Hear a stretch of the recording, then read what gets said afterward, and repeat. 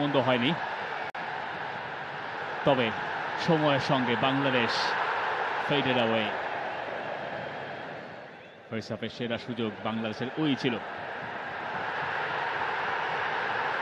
অনন্ত তামাংকে টপকে দিতে পারেননি ফয়সাল আহমেদ ফাহিম। এই ক্ষেত্রে পরের দফায় আরো একবার সেরকম ঘটনা ঘটছে এবং এখান থেকেই বাংলাদেশ গোলটা হজম করে রোহিত চাঁদের কাছে।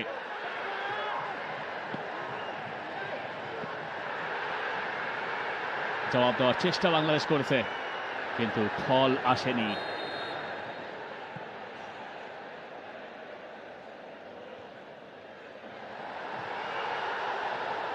আরো একবার অনন্ত তামাংয়ের কাছেই হার মানতে হয়েছিল বাংলাদেশকে।